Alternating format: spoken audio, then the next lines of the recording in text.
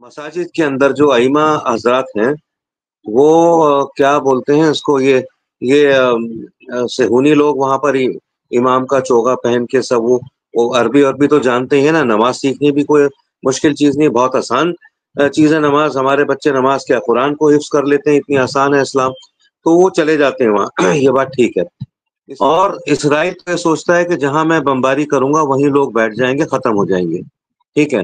Israel ने 75 साल से जो है बमबारी करी है उसके ऊपर फ़लस्तीन के ऊपर फ़लस्तीन के ऊपर उसका पूरा कब्ज़ा आज तक नहीं हुआ और ना ही कभी इंशाअल्लाह होगा। ना ही ग्रेटर इसराइल का जो ख्वाब है उसका वो मुकम्मल होने वाला है। कम से कम इस दुनिया में तो होगा नहीं, अगर अगली कोई दुनिया बनती है तो देखी जाएगी। तो ये जो अरबों का मामला है कि ऐशो-इशरत का है, ठीक है, अय्याशी का है, इससे मुझे लगता नहीं रहती दुनिया तक ये बाहर नहीं निकलेंगे। और जब तक फिरोज बख्श साहब आपकी बात बिल्कुल सही है। पहले मैं खबर दे देता हूं यहाँ पे। ये खबर आई है, नसीरुद्दीन साहब ने कहा 4 रफा में 2 वेस्ट बैंक में आईडीएफ सैनिक मारे गए। ये आज बड़े कई जगह हमले हुए हैं। एक आर्मी जीप रफा में उड़ाई गई है, तो ये भी खबर है। और कई इस तरह से जयदीप सिंह मुंदेला साहब ने कहा है कि आज इजराइल के 6 सैनिकों ने गाजा में प्रवेश करने से मना कर दिया कि हम गाजा के अंदर दाखिल नहीं होंगे। अब जाहिर बात है, अगर ये हमारे अरब देश बोल रहे हैं कि अगर किसी एक पर हमला हुआ तो सारे ओआईसी मेंबर पर या सारे अरब लीग पर हमला हुआ। अरे हो तो रहा है गाजा पे हमला, वो क्या तुम्हारे ओआईसी के मेंबर नहीं है फिलिस्तीन? कहाँ गई तुम्हारी गैरत, कहाँ गई? खाली मुझे जुमले निकाल रहे हो। अरे बेशर्मो, तुम कुछ ना कर सको, खाली हथियार हूती को दे दो, खाली हथियार हूती को दे दो, हिजबुल्लाह को दे दो, हमास को दे दो। तुम्हें कुछ करने की जरूरत नहीं है, खामोश बैठो। मैं आपको गारंटी से बोल रहा हूं 50% इजरायली छोड़ के भाग जाएंगे इजराइल।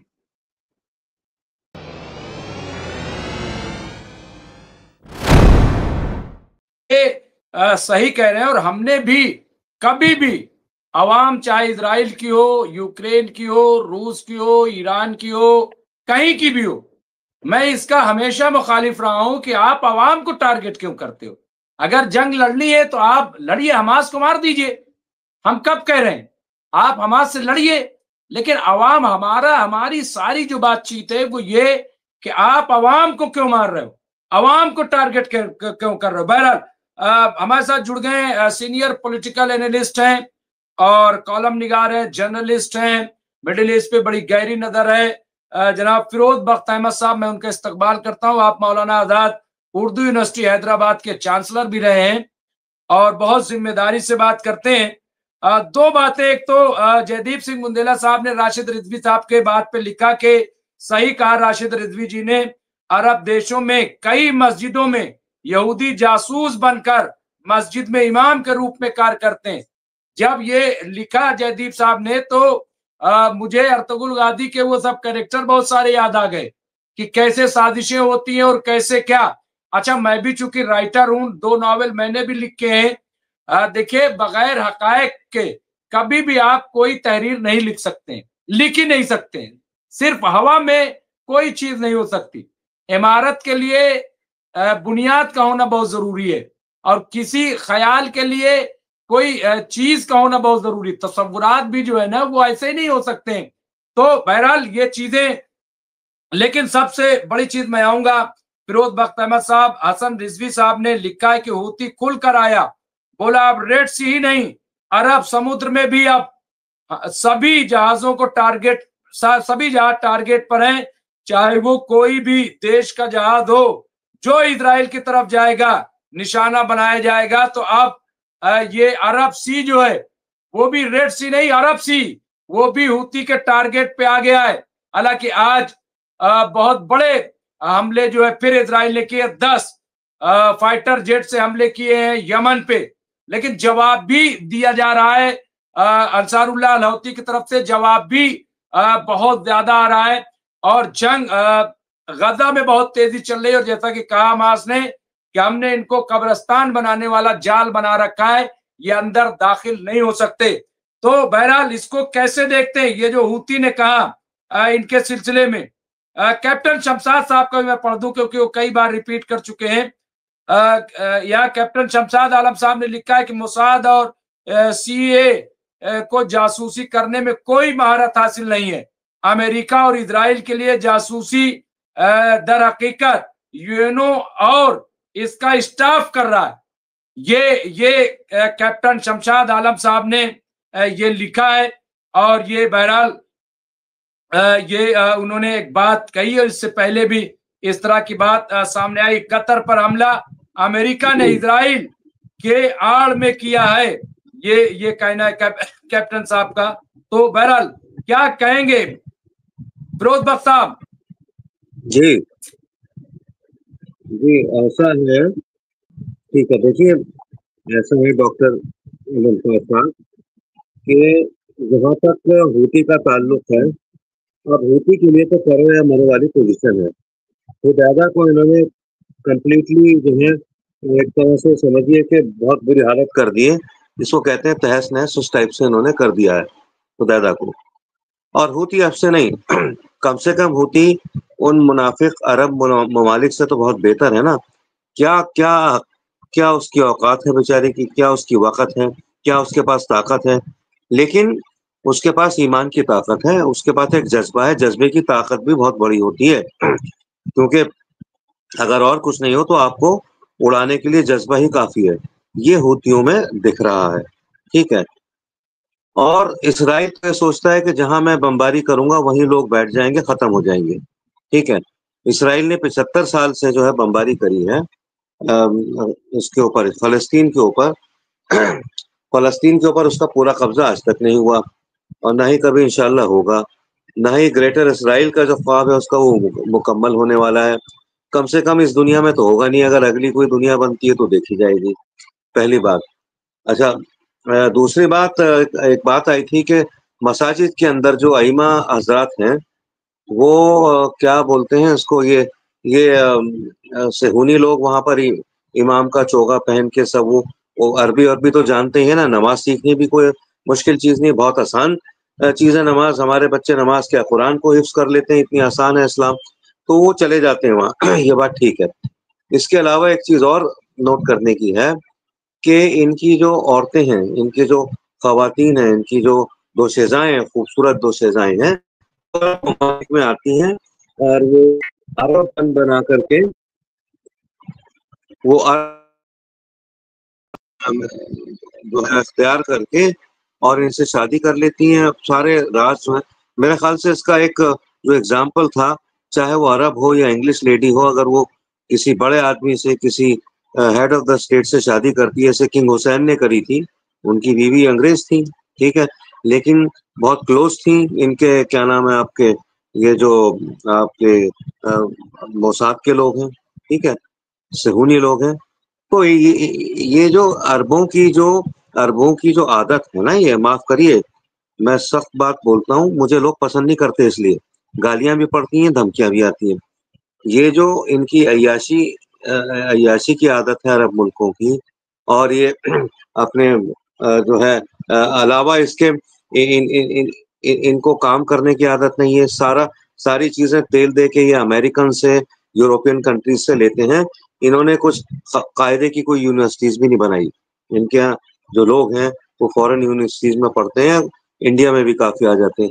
तो ये इनके बस का कुछ नहीं है सिवाय इसके कि ये ऐश करें। इन्होंने अपना वतीरा ये बना लिया है और ये इस वजह से ये मार खा रहे हैं, ठीक है। लेकिन सारे ममालिक ऐसे नहीं है। ईरान का एग्जाम्पल ऐसा है कि ईरान ने जो है साबित कर दिया कि वो बाकिरदार है और इस्लाम के तई वफादार है। ईरान से सीखने को तैयार नहीं है। ईरान को ये अपना दुश्मन बताते हैं। ईरान को अपना दुश्मन बता के ये लोग अमेरिका को अपने ऊपर हावी कर लेते हैं, इसराइल को, नेटो को हावी कर लेते हैं। तो आपको पता होगा कि यहाँ तक कि यूक्रेन के जहाज़ों ने भी गाजा में जाके बमबारी करी है, ठीक है। तो ये जो अरबों का मामला है कि ऐशो इशरत का है ठीक है, अय्याशी का है। इससे मुझे लगता नहीं रहती दुनिया तक ये बाहर नहीं निकलेंगे, और जब तक इससे बाहर नहीं निकलेंगे, जब तक ये सही किस्म के इस्लाम से नहीं जुड़ेंगे, इनकी यही हालत रहेगी। ये जलीलो ख्वार भी होंगे और ये पिटेंगे भी। ये अल्लाह से तो डरते नहीं हैं, ये डरते हैं अगर किससे, सिर्फ इसराइल से, और ये अमेरिका से डरते हैं।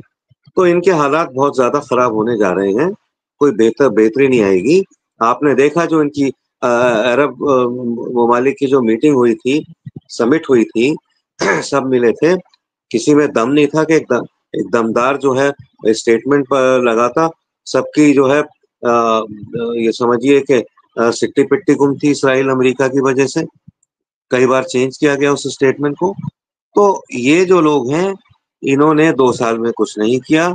आप बार बार जो है डॉक्टर रिजवी, अच्छी बात है, पॉजिटिविटी की तरफ देखते हैं, उम्मीद की तरफ देखते हैं। इस्लाम में भी यही कहा गया है, नाउम्मीद नहीं होना चाहिए। आज एक मिनट फिरोज बख्ताब, अब भी मैं देख रहा हूँ, अभी राशिद रिजवी साहब जो खुद ये बात कहते थे, आज उन्होंने कहा कि मोहम्मद बिन सलमान ने ईरान को लीडर माना कि हम लोगों के बीच में अगर कोई है जो लड़ने वाला है वो ईरान है। तो ये भी एक जेस्चर है, ये एक जेस्चर है, ये कामयाबी है। यानी अमेरिका जिससे डराता था कि ईरान तुम्हारा दुश्मन है, उसको अब देखिए, अब पीछे से क्या कौन घात लगाएगा, कौन देखिए ऐसा है, आपने बड़ी अच्छी खूबसूरत बात कही डिप्लोमेटिक रिलेशनशिप की, कि सऊदी अरब ने ईरान को अपना हेड मान लिया है। अरे सुन्नियों, शर्म आनी चाहिए तुम्हें। तुमने एक शिया मुल्क को अपना हेड मान लिया, लीडर मान लिया। डूब मरो। मैं शिया सुन्नी की वो नहीं कर रहा, मैं तंज इसलिए कर रहा हूँ, तुम क्यों नहीं बने लीडर हैं? तुर्की क्यों नहीं बना लीडर? इजिप्ट क्यों नहीं बना लीडर? ठीक है, यूएई क्यों नहीं बना लीडर? ईरान तो है लीडर। शर्म तुमको आनी चाहिए, चुल्लू भर पानी में डूब मरना चाहिए। जितने भी अरब ममालिक हैं, पैसे की कमी नहीं, फौज की कमी नहीं, फाइटर जेट्स की कमी नहीं, हथियारों की कमी नहीं, मगर तुम्हारा जो दम निकलता है अमेरिका और इसराइल से, उससे मतलब यह है कि तुम बाहर नहीं आ पा रहे। ठीक है, ईरान ने करके दिखा दिया। ईरान को तुम मानो या ना मानो लीडर, ईरान तो है ही है। ठीक है, और तुम्हारे कहने से तुम एक्सपोज हो रहे हो। सऊदी अरब तुम्हारी कमजोरी और तुम्हारी ये ढिठाई, मतलब इतनी मोटी खाल तुम्हारी हो गई है। अरे तुम बनो ना नेता, सीखो ईरान से, ईरान से बड़े नेता बन जाओगे। जिस दिन तुमने जो कूच कर लिया इसराइल की तरफ, इन बातों में कुछ नहीं रखा। डॉक्टर रिजवी, आप कुछ हो रहा है कि सऊदी अरब ने ईरान को लीडर मान लिया। ईरान तो पहले से सऊदी अरब को खुद लीडर बनना चाहिए। देखिए फिरोज बख्ताब, मैं बिल्कुल खुश नहीं हो रहा हूँ, मैं एक तब्दीली देख रहा हूँ कि कम से कम ये इतनी हिम्मत तो हुई कि शिया सुन्नी जो अमेरिका चाहता था वो नहीं हो पा रहा है, जो आपस में टकराव वो नहीं हो पा रहा है।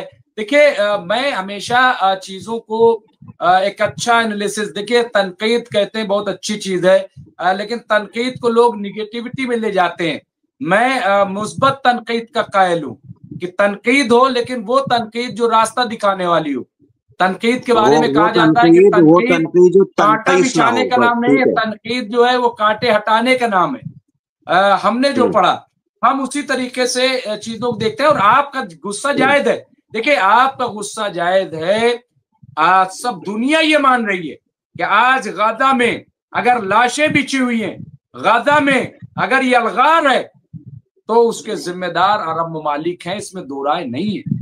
ये कहते हैं कि अब अरब पे हमला होगा, कल राशिद रिजवी साहब ने बड़ी अच्छी बात की, क्या अब अरब पे हमला होगा? तो सवाल ये कि फिलिस्तीन अरब का हिस्सा नहीं है। मैं छोटी सी टिप्पणी करूंगा, मैं माफी चाहता हूँ, आपकी बात को काट रहा हूँ। सुनिए, जो काम ईरान ने किया है, जो भी काम ईरान ने किया है, ये काम बखूबी और ईरान से कहीं बेहतर सऊदी अरब कर सकता था। लेकिन सऊदी अरब में वो जज्बा नहीं है जो ईरान में जज्बा है। ईरान के अंदर मर मिटने का जज्बा है, ईरान के अंदर जो है अपने को कुर्बान करने का जज्बा है, जो कि सऊदी अरब जैसे मुल्क में नहीं है। जबकि सऊदी अरब ईरान से कहीं ज्यादा मिलिटरीली पावरफुल और ताकतवर है।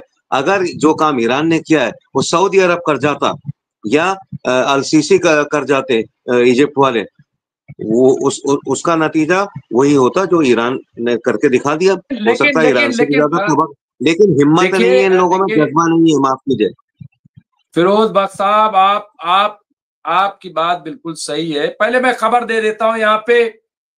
ये खबर आई है, नसीरुद्दीन साहब ने कहा 4 रफा में 2 वेस्ट बैंक में आईडीएफ सैनिक मारे गए।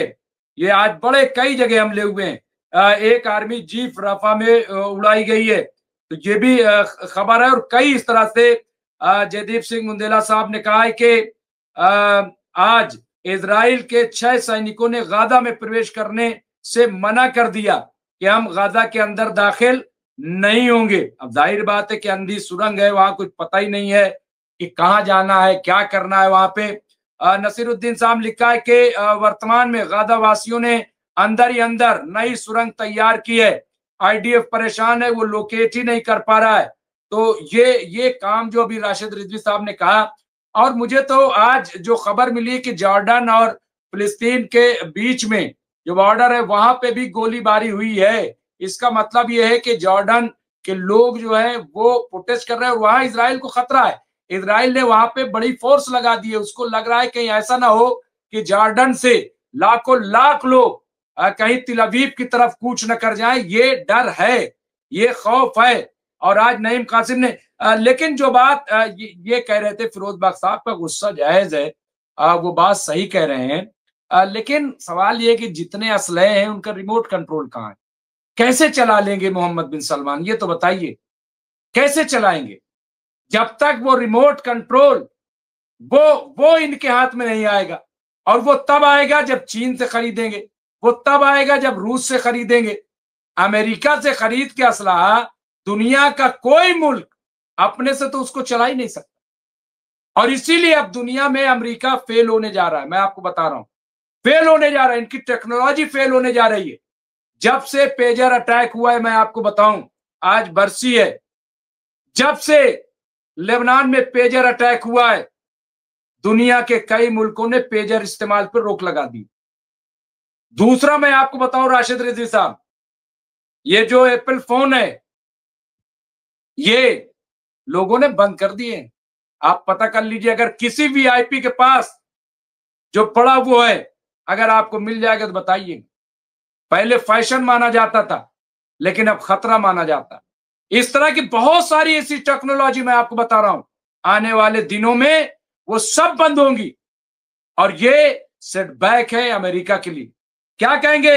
ये टाइम तो हो गया है, लेकिन चूंकि फिरोज बख्श साहब थोड़ा आज ताखिर से आए, और मैं चाहता हूं 1-2 बार उनको और मैं एक बार सुन लूं। लेकिन उससे पहले राशिद रिजवी साहब जो बात ये कह रहे थे, मैं देखिए मेरा क्या कहना है कि भाई आप जो पहलवान ने उससे कह रहे हो कि ये लड़ जाए। अरे कैसे लड़ जाए ये तो बताओ, है कैसे लड़ जाए? कह रहे हो नहीं लड़ जाओ। मैं खुद दुबई में था, साहब एक जो है पता नहीं पाकिस्तानी था कौन, बार बार चैलेंज करे, है कोई जो मुझसे लड़े, हिंदुस्तानी डरते ये वो। मैंने कहा हार जाऊंगा लेकिन लड़ूंगा जरूर। और मैं रिंग में उतर गया लड़ने के लिए, मैं दुबई में, मैं सही बता रहा हूं। अब वो ये दाढ़ी और ये, अब मैं छोटा, मैं आज ये बता रहा हूं, मैं 2012-13 की, लेकिन मैंने कहा मैं लड़ूंगा, भले ही हार जाऊंगा, हारी तो जाऊंगा, क्या होगा, लेकिन ये तो नहीं होगा ना कि कोई मुकाबले में नहीं आया।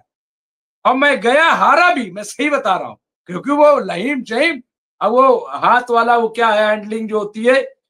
तो कहने का मतलब ये है कि अब इनके अंदर हो सकता है कि पैदा हो। राशिद रिजवी साहब, और इसको थोड़ा सा क्लियर कीजिए तब्दीली को, क्या ये आगाज नहीं माना जाएगा ये जो चीजें हो रही हैं? बिल्कुल ये आगाज माना जाएगा, इसको हम आगाज कह सकते हैं। अब ऐसा तो नहीं है ना कि आज जैसे 2 दिन की मीटिंग थी और मीटिंग खत्म हुई और तोप चालू हो जाएगी, ये भी संभव नहीं है। सामने वाले को बर्बाद करने के बहुत सारे रीजन होते हैं। इजराइल के पास भी सामने वालों को बर्बाद करने का जो सबसे बड़ा हथियार है वो पता क्या आपको? वो जो हम लोग अपनी लैंग्वेज में बोलते हैं चुरकटाई वाली चीजें, जासूसी हथियार, जासूसी सॉफ्टवेयर, अपने मोसाद की जासूसी, अपने घर की औरतों को लगा दिए जासूसी पे। तो जिन चीजों को हम लोग गिरी हुई नजरों से देखते हैं, वो चीज, वो उसका बेस है, उसका आधार है इजराइल का, कि मारेगा तो छुप के मारेगा, कभी खुल के नहीं मारेगा, सामने खुल के नहीं आएगा। अभी आप पॉइंट टू पॉइंट हिजबुल्लाह से जो लड़ाई हुई थी, तो क्या फेस टू फेस आके लड़ पा रहे थे? हिजबुल्लाह के पास कोई ऐसा भी एयर डिफेंस नहीं था कि अपने आप को डिफेंड कर सकता। वो क्या करते थे? ये एयर स्ट्राइक कर दिया, ये उनकी ताकत थी, एयर स्ट्राइक। अरे आप ऊंचाई पर खड़े हो करके खाली पत्थर को धीरे से ढकेल दो, तो नीचे दो चार तो ऑटोमेटिक जख्मी हो जाएंगे। ये कौन सी बड़ी बहादुरी है? बहादुरी ये है कि आपका फेंका हुआ पत्थर ऊंचाई तक जाए और घायल करे, वो बहादुरी है। तो ईरान में और इजराइल में अगर आप ये सोच लीजिए कि फेस टू फेस, जो कि पॉसिबल नहीं है फेस टू फेस वॉर वाला मैटर, लेकिन अगर कभी भी फेस टू फेस होगा, तो इतना तो आप समझिएगा कि इजराइल के सोल्जर सामने टिक नहीं पाएंगे। आज भी वो हमास के गढ़ में घुसने को डरते हैं। 250 से ज्यादा सोल्जर लापता हैं इजराइल के, गए थे गाजा में, आए नहीं लौट के, न जिंदा आए न डेड बॉडी आई, उनको कहां मार के दफना दिया हमास ने पता भी नहीं है। तो ये आप आगाज समझिए, ये एक आगाज है, और ये कितने दिन चलेगा, इसमें कहीं भीतर घात तो नहीं होने वाला है। तो अभी से पहले ओवर से हम आखिरी ओवर की कोई पेशेंगोई नहीं कर सकते कि पहले ओवर में अगर किसी ने 5 छक्का मार दिया तो हर ओवर में 5 छक्का मारेगा। अगले ओवर में मिडन भी जाएगा, विकेट भी जा सकती है भाई। तो अभी आप देखते रहिए। लेकिन सबसे अच्छा काम यूएन ने किया, ईयू ने किया है। ईयू ने कह दिया है 37% टैरिफ हम लगा रहे हैं इसराइल के ऊपर, लगा दिया उसने। आयरिश प्रेसिडेंट बोल रहे हैं कि यूएन के आयरिश प्रेसिडेंट बोल रहे हैं कि इजराइल और उसके सपोर्टरों को यूएन से बाहर कर देना चाहिए। पूरी दुनिया ने अमेरिका की गद्दारी देखी है कि जब भी गाजा में जंग रोकने के लिए यूएन में प्रस्ताव लाया गया, तो इस इजराइल के साथ अमेरिका हमेशा खड़ा रहा और उसने वीटो लगा दिया कि नहीं, जंग चलने दो। बाइडेन की हुकूमत क्यों गई थी? बाइडेन की हुकूमत जाने की कोई वजह नहीं थी। कोई इसको पसंद नहीं करता था, इस जोकर कोई पसंद नहीं करता था। लेकिन जब बाइडेन के समय पे खुद सप्लाई हो रही थी, बाइडेन खुद जा करके चरण वंदना करने लगे इजराइल की। कमला हैरिस दावेदार थी, कमला हैरिस जीत सकती थी, पहले से ये तय हो गया था कि कमला हैरिस ही नेक्स्ट प्रेसिडेंट रहेंगी। लेकिन इस गाजा ने सिर्फ मुसलमानों के मन को नहीं पलटा है। जैसे आपने बताया ना कि बराक ओबामा ने कहा कि 2 हिस्से में बढ़ चुका है अमेरिका, ये बात सही है। एक बड़े तबके ने इनके खिलाफ वोटिंग कर दी, क्योंकि ट्रंप सीज फायर की बात कर रहे थे, मैं आऊंगा तो यूक्रेन का सीज फायर कराऊंगा, मैं आऊंगा तो गाजा का सीज फायर कराऊंगा। तो इसने भी उन लोगों को छला है, धोखा दिया है। तो लोग सड़क पे खड़े हैं, वहां के भी एहतजाज हम लोग को तो दिख जाते हैं। वहां पर इतनी पाबंदियां नहीं है जितनी पाबंदियां इजराइल में है। इजराइल के लोग रोजाना सड़क पर प्रोटेस्ट कर रहे हैं कि हमको हमारे लोग चाहिए, मतलब जो आर्मी के सोल्जर्स गायब हैं। अभी इजराइल का एक प्रोपेगेंडा आया कि इतने 1000 लोग बाहर से आ रहे हैं और वो आर्मी ज्वाइन करने, जबकि वहां के जो भीतर के आंकड़े निकल के आ रहे हैं कि 60,000 लोग जो है सोल्जर में जाने से पहले डर के भाग गए बाहर। इजराइल के बाद सबसे ज्यादा अगर यहूदी किसी कंट्री में है तो अमेरिका में है, बाकी कंट्रियों में छुटपुट थोड़े बहुत हैं। अगर 70% इजराइल में है, 72% इजराइल में है, तो ये आप मानिए 20% अमेरिका में है। डबल नेशनलिटी की है, उनके सारे सिविलियन डबल नेशनलिटी के हैं। कोई अमेरिका की साथ में लिए हुए, कोई ब्रिटेन की लिए हुए है। और आपने आयरलैंड वगैरह का जब मैच चल रहा था, उस वक्त आपने देखा होगा कि होटल के अंदर, होटलों में इजरायलियों को बुकिंग नहीं मिल रही थी। उनका पासपोर्ट देखते थे, फेंक देते थे। पूरे वर्ल्ड लेवल पर जिल्लत उठानी पड़ी उसको। और उसके साथ कौन खड़ा है सिर्फ अमेरिका? अगर ये हमारे अरब देश बोल रहे हैं कि अगर किसी एक पर हमला हुआ तो सारे ओआईसी मेंबर पर या सारे अरब लीग पर हमला हुआ। अरे हो तो रहा है गाजा पे हमला, वो क्या तुम्हारे ओआईसी के मेंबर नहीं है फिलिस्तीन? कहाँ गई तुम्हारी गैरत, कहाँ गई? खाली मुंह से जुमले निकाल रहे हो। अरे बेशर्मो, तुम कुछ ना कर सको, खाली हथियार हूती को दे दो, खाली हथियार हूती को दे दो, हिजबुल्लाह को दे दो, हमास को दे दो। तुम्हें कुछ करने की जरूरत नहीं है, खामोश बैठो। मैं आपको गारंटी से बोल रहा हूं 50% इजरायली छोड़ के भाग जाएंगे इसराइल। तुम अपनी जान मत दो, तुम खाली उनको सपोर्ट दो। अमेरिका इजराइल का खुल के सपोर्ट दे रहा है, अलग ऐलान दे रहा है, अपने अपने पार्लियामेंट में पास करके दे रहा है प्रस्ताव, लेकिन दे रहा है। आप खुल के मत दो, आप चुपके से दे दो। डरते हो ना, कोई बात नहीं, चुपके से दे दो। उनको अच्छे हथियार दे दो। उनके पास छोटे छोटे रॉकेट लॉन्चर हैं, या तो वो जमीन पे ईंट से रख के हमला करते हैं या कंधे पे रख के करते हैं। अगर इनके पास टैंक होते, तोप होते, फाइटर होते तो ये तेल अवीव में घुस गए होते, जरूरत ही नहीं थी। आज आपका जुलानी बोलता है कि हमारी इजराइल से बात चल रही है, हम लोग अपने बॉर्डर सुरक्षा के ऊपर फाइनल उस पे आने वाले हैं, स्टेज पे आने वाले हैं। ये किस मिट्टी का बना हुआ है? जिस इजराइल ने आज तक सिवाय धोखे के कुछ नहीं किया, उससे जो उम्मीद कर रहा है ये सिर्फ अमेरिका के एजेंडे को आगे बढ़ा रहा है। आज अर्दोगान क्यों उसमें है, शक की निगाह में है? कल आपसे मेरी बात हुई थी, आपने कहा, हमने आपसे कहा था कि रशिया ने उसको निकाल लिया। क्यों निकाला था? मैं आपको थोड़ी सी तफसील बता सकता हूं। आज सीरिया के आर्मी चीफ ने कह दिया इनसे कि हमारे लोग हथियार उठाने को तैयार नहीं है। अर्दोगान ने अंदर वायरस की तरह फैला दिया सुन्नी शिया, ये अलवी है, ये ईरान की इशारे पे चल रहा है, ये सुन्नियों को मरवा रहा है, तुम लोग इसका साथ दे रहे हो, जुलानी को आने दो, देखो फिर क्या होता है। जब बहका करके उनकी सोल्जर ने हथियार रख दिया, पीछे खड़ा हुआ ईरान है, पीछे खड़ा हुआ रशिया है। रशिया ने ईरान से कहा कि एक बार बताओ भाई, आप कैसे सपोर्ट करोगे जब इनके सोल्जर ही हथियार उठाने को तैयार नहीं है? इससे बेहतर तरीका यही है कि जुलानी को, सॉरी, बशर अल असद को किसी तरीके से बाहर निकाल लो। अब खुद उनका आर्मी चीफ उनको बाहर निकाला, उसने जान बचा के बशर अल असद आए, जुलानी आराम से जीप पे बैठ के चले आए। उसके बाद आते ही उन्होंने क्या किया, अलवियों का कत्लेआम शुरू करवा दिया। फिर उसके बाद नजर आया कि इसके साथ कौन कौन खड़े हैं। अर्दोगान खड़े हैं, प्रिंस सलमान खड़ा हुआ है उनके साथ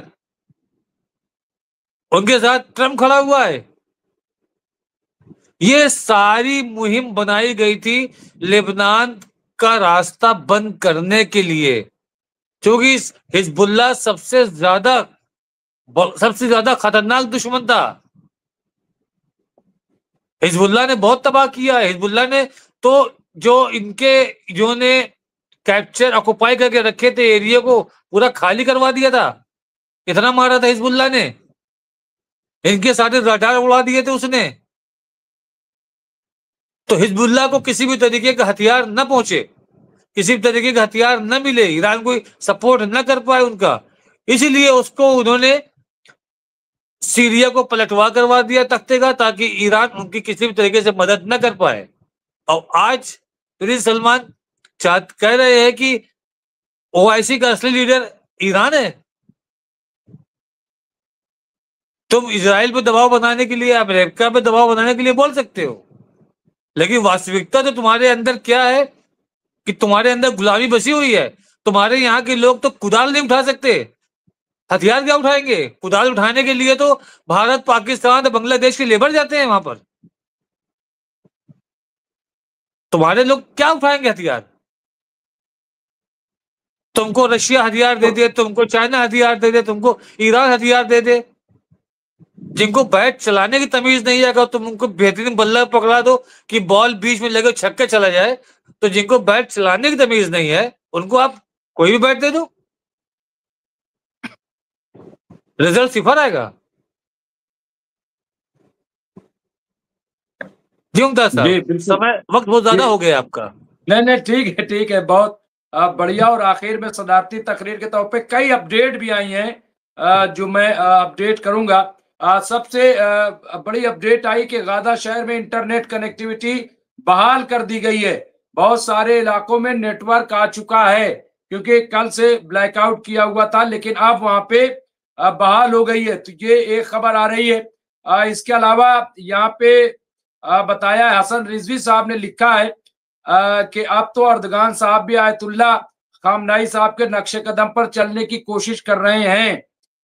एक कोई और साहब अली थे, वो कौन थे, उन्होंने कहा कि माय बेस्ट पैनलिस्ट जो है वो राशिद रिजवी है, मैं उन्हें बहुत लाइक करता हूं। तो ये जो है एक आया था, मैं पढ़ नहीं पाया। यहाँ पे एक और यहाँ पे जयदीप सिंह गुंदेला साहब ने कहा है सऊदी और यूके ने लाल सागर और अदल की खाड़ी में यमन के तटरक्षक बल को सुरक्षा देने के लिए समुद्री सुरक्षा साझेदारी की। लेकिन हूती ने जो कहा है कि हूती ने कहा है कि हम इस तरह से अब इजराइल को बना देंगे कि जैसे भूखे मर रहे हैं गाजा के लोग, इजराइल भी मरेगा, मैं एक भी जहाज नहीं जाने दूंगा। और इसके अलावा जयदीप साहब ने कहा है कि हूती ने कहा है कि हम सऊदी हुकूमत को सलाह देते हैं कि समुद्र में अपनी जहाजों की सुरक्षा के लिए इजरायली दुश्मन को सैन्य सहायता देने में शामिल न हो, ये उन्होंने कहा है। और कहा है कि हम बख्शेंगे नहीं। तो यहाँ पे इसके अलावा आज ईरान ने एक बहुत नई मिसाइल कोई की है, उसको लेकर के बड़ी हलचल है, बहुत हंगामा है। मैं अपडेट के लिए सिर्फ कह रहा हूँ, आज ईरान ने जिस नई मिसाइल का परीक्षण किया है, टेस्ट किया है, और जो लहराती हुई चलती है, उसके बारे में खबर आई है कि ये मिसाइल बहुत ज्यादा वजन यानी वारहेड जो है ले जा सके। इस उद्देश्य से परीक्षण किया गया था, किंतु परीक्षण असफल रहा। मिसाइलों के परीक्षण असफल होना आम बात है, यानी ज्यादा वहां पे बताया जा रहा है। लेकिन इसको लेकर के बहुत हलचल है कि आखिर ये मिसाइल कौन सी है और क्या है। बहरहाल तो मैं आखिर में यहाँ पे नसीरुद्दीन साहब ने कहा, इसलिए मैंने कहा था मुमताज भाई, अमेरिका हथियार बेचता है, चाबी अपने पास रख लेता है। बिल्कुल सही कह रहे हैं।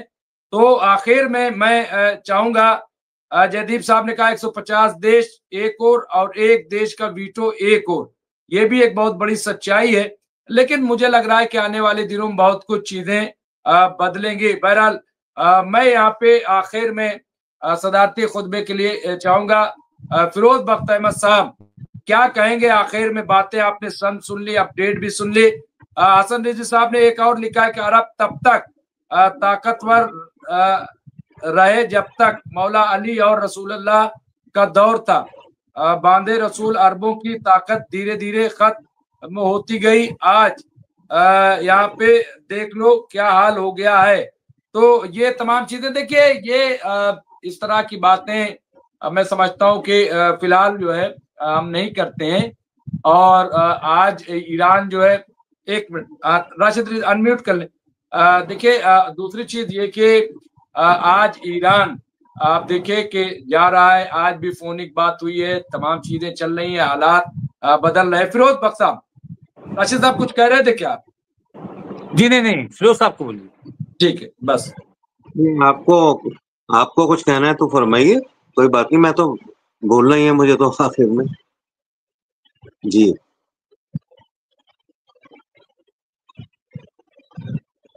नहीं, आप कुछ कह रहे थे। नहीं, आपके हवाले नहीं, आपके हवाले वतन साथियों वतन साथियों, अरे साहब क्या हवाले, बस ऐसा है, देखिए जो भी ये हालात हैं इनसे बहुत ज्यादा, एक तो यह है कि बड़ी बेचैनी रहती है। हम पानी पिए, खाना खाएं, ठीक है, अल्लाह का शुक्र है, लेकिन जो कुर्बानियां ये लोग दे रहे हैं गाजा वाले, खाना जो है वो उस मतलब ये समझिए कि उस आसानी से नहीं उतरता। कि जिस तरीके से उतरना चाहिए, कि वो ख्याल रहता है, तो बड़ी तकलीफें पहुंच रही हैं। ऐसे ऐसे वीडियो आते हैं, तमाम दुनिया देख रही है।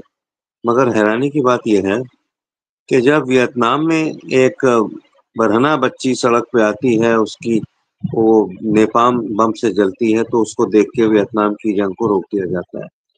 उसी तरह से जब ये रिफ्यूजी वहाँ जाना चाहते हैं यूरोप में, तो एक बच्चे की जो मेडिटेरेनियन सी में लाश जो है वो वॉश कर रही है अपने तुर्की के बाहर, तो उनको भी अल्जीरिया वगैरह के जो ये सारे ये हैं, ये लोग, इनको अंदर जाने की इजाज़त मिल जाती है। मगर यहाँ पे तो मतलब 20, 25, 30 हज़ार बच्चे हलाक हो चुके हैं, और वो भी इन हालात में ऐसे है कि मतलब क्या बयान करें, बयान करने का कोई मौका नहीं है। लेकिन दुनिया कहीं खड़ी नहीं हो रही। इन बातों से बड़ी तकलीफ पहुंचती है। और फिर उसके बाद जो ड्रामेबाजी हो रही है, सब ठीक है, अपनी फौज बनाओ, ये काम तो बहुत पहले कर लेना चाहिए था। अगर नहीं किया तो अब कर लो। वो सही कह रहे थे हमारे दोस्त राशिद साहब के, चलो let's hope for the best. उम्मीद पे दुनिया जीती है, तो चलो थोड़ा वक्त तो लगता है इन चीजों में। तो हम यही उम्मीद करते हैं कि अगर ईरान ने लीडर माना है, अगर सऊदी अरब ने ईरान को लीडर माना है, तो फिर वो दिल से हो, वो दिखावा नहीं हो। अगर ये दिल से है और फिर ईरान के पीछे सऊदी अरब आता है, कोई आगे किसी तरह का भी मूवमेंट होता है, तब तो बात समझ में आती है, तब तो ठीक है। लेकिन अगर ये सिर्फ जबानी जमा खर्च है सऊदी अरब का, जैसा कि हम 2 साल से देखते चले आ रहे हैं, और यही कि अपने वो जो मीटिंग में भी यही है कि नशिस्तन गुफ्तन खुर्दन बर्खास्तन, मुझे तो लगता है यही हुआ है। लेकिन चलो बावजूद इसके, जैसे हमारे जो है रजवी साहब, डॉक्टर रजवी साहब अक्सर कहते रहते हैं कि मैं तो उम्मीद और पॉजिटिविटी की बात करता हूँ, जो कि मेरी ड्यूटी है एज एन एंकर। और मेरे ख्याल से वो सबसे बेहतर चीज़ है, बैलेंस करके चलने की बात है। तो उनकी बात से मैं मुत्तफिक हूँ, बिल्कुल मुत्तफिक हूँ। लेकिन मुझे कई बार थोड़ा-सा ज़हन में बड़ी उलझन हो जाती है। 2 साल से जो मैं हालात देख रहा हूँ, कोई इसका सॉल्यूशन नहीं है, दुनिया में कोई नहीं खड़ा हो रहा। चीन अलग है, रूस अलग है, पाकिस्तान अलग है, इंडिया अलग है। वो बेचारे गाज़ी लोग, वो अपनी जानें दे रहे हैं। ये बड़ी तकलीफ़ का, मैं इससे ज़्यादा बोल नहीं सकता, बड़ी तकलीफ़ होती है बातें बोलते। जी, डॉक्टर रज़वी। तकलीफ की बात है, इसमें दो राय नहीं है। और देखिए, हम जिस सरजमीन पे हिंदुस्तान, जहाँ का नारा है अहिंसा परमो धर्मा, और हम लोगों ने कभी भी देखिए, हम लोगों के खून में, ब्लड में, हमारी जमीन में है कि हम देख ही नहीं सकते। दुश्मन भी अगर मारा जाए बेगुनाह, तो वो भी जो है अफसोस होता है, सच्ची बात ये है। और हम जब ये कहते हैं कि हम इमाम हुसैन के चाहने वाले हैं, तो आप देखिए कि हुर ने लश्कर रोका और इमाम हुसैन ने उसको पानी पिलाया, उसके लश्कर को सैराब कर दिया जानते हुए। तो और लेकिन हमने बाद में नतीजा भी देखा कि मैदान जंग में वही हुर पलट के भी आया, उसने जो है तारीख का रुख मोड़ दिया। तो इसलिए भी देखिए, बहुत सारी चीजें हमें नजर नहीं आती है, क्योंकि सच्ची बात यह है कि हम अंधे लोग हैं।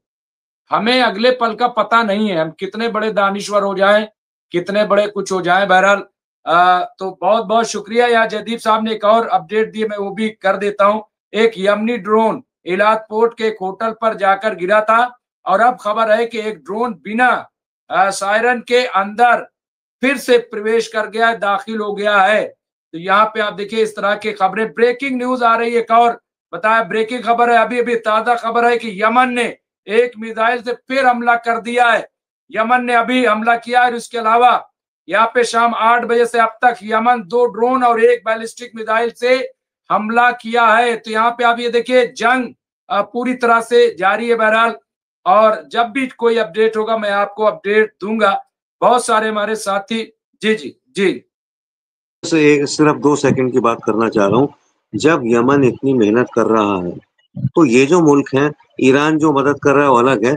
जैसे सऊदी अरब है, यूएई है, कुवैत है, कतर है, बहरीन है, इजिप्ट है। क्यों ये लोग भी खामोशी से उसको ऐसे बढ़िया हथियार नहीं दे देते कि जिनकी जिक ज्यादा हो, जिनकी मार ज्यादा हो, इनका असर ज्यादा हो, सोचने की बात है जी, बस इतना ही कहना था। अरे सवाल ये है कि दे कैसे दे, पहरा किसका है उस पे, कमांड किसका है उस पे, चौकीदार कौन है उसका, कह रहे दे नहीं देते। अरे भाई वो सब कर दें, लेकिन दे कैसे? अभी अभी देखिए इतनी जल्दी मतलब मैं समझता हूँ बहुत जल्दबाजी है। जयदीप साहब ने कहा है कि अब खबर आई है कि एक नहीं बल्कि 2 बैलिस्टिक मिसाइल से हमला किया गया है। मैं आखिर में खत्म कर रहा हूं। हमारे बहुत सारे साथी इसमें जुड़े हैं, वो कह रहे हैं कि आप लोग कश्मीर की बात नहीं करते हो, आप और कहाँ की बात नहीं करते हो, इस तरह के। देखिए हमारा इशू मिडिल ईस्ट है, और मिडिल ईस्ट में हम इजराइल और फिलिस्तीन और इससे जुड़े हुए जो भी अपडेट्स होते हैं वो हम करते हैं। बाकी जहां पे होता है मैं स्टोरी करता हूँ, एमएमसी न्यूज इंडिया पे लाइव भी करता हूँ, वो आप जाकर के देख सकते हैं। ये हमारा टाइम फिक्स है जो फिलिस्तीन के लिए है। बाकी खबरों के लिए आप जरूर एमएमसी न्यूज पे आइए, और मैं वो स्टोरी भी करता हूँ, खबर भी करता हूँ, और उस पे चीजों को पेश करता हूँ। लेकिन हर चैनल का अपना एक एल्गोरिदम होता है और टाइमिंग होती है, और ये टाइमिंग मेरी सिर्फ इसके लिए। और मैं समझता हूँ कि दुनिया जो है वो फिलिस्तीन की तरफ देख रही है। ये छोटा मोटा वाकया नहीं, ये 100-200 लोगों का रोज मारा जाना, और वहां पे और दुनिया का सिस्टम बिगड़ रहा है। मैं आपको बता रहा हूँ, दुनिया ये देख रही है कि अब दुनिया कैसे चलेगी, तानाशाही के जरिए कि लॉ एंड ऑर्डर के जरिए। तो और फिर हिंदुस्तान ने भी अभी किसका साथ दिया? फिलिस्तीन का साथ दिया। आप देखिए, इससे पहले एक बार ड्रॉप किया था हिंदुस्तान ने, लेकिन उनको बाद में लगा कि नहीं ये गलत फैसला है। इस बार उन्होंने वोटिंग की बाकायदा कि नहीं फिलिस्तीन एक अलग रियासत होना चाहिए। तो ऐसा नहीं है कि इसमें हिंदुस्तान नहीं है, हिंदुस्तान शामिल नहीं है या हम शामिल नहीं, आता हरगिज़ नहीं है। मुमताज साहब, आपका मैसेज हुकूमत को भी पहुंच रहा है, और ये इसी बात की निशानी है। मैं समझता हूँ कि हिंदुस्तान ने फलस्तीन के लिए वोट दिया, आपका मैसेज पहुंच रहा है सरकार को। नहीं, आपकी बात क्यों नहीं पहुंचेगी? आप कोई छोटे आदमी है क्या? आप कहें और बात ना पहुंचे, ये मुमकिन है नहीं। बहुत बहुत शुक्रिया एडवोकेट राशिद रिजवी साहब आपका, और हमारे सदर जो है फिरोज बख्त अहमद साहब, आपका शुक्रिया, और तमाम साथियों का शुक्रिया जो हमसे जुड़ते हैं। हाशिम साहब हों, जयदीप सिंह बुंदेला साहब हों, रिजवी साहब हों, फिरोज साहब हों, तमाम जो राजा सिंह राजपूत साहब हों, सारे लोग, मोहम्मद अरशद खान, सभी का, सुल्तान साहब, सारे लोगों का, इंडियन साहब है उनका भी शुक्रिया, नसीरुद्दीन साहब का, मोहम्मद जिया का, गुड्डू सलमानी का, बहुत सारे लोग हमसे जुड़े। मैं नाम नहीं ले पा रहा हूँ, कल इंशाल्लाह मैं सबका नाम लूंगा, रियाज साहब का भी और सबका। आज बहुत देर भी हो गई, मैं समझता हूँ कि सबसे लंबा, और राशिद साहब ने आज जिस तरह से असल में इन्होंने आज बैटिंग की है ना, तो उससे क्या है कि वो पता ही नहीं चला वक्त का। तो बहुत बहुत शुक्रिया, यानी 6 लोगों का काम आज एक बंदे ने कर दिया। तो बहुत बहुत शुक्रिया, शब बखैर, गुड नाइट, जय हिंद। ये तो आती सेंचुरी मार देते हैं।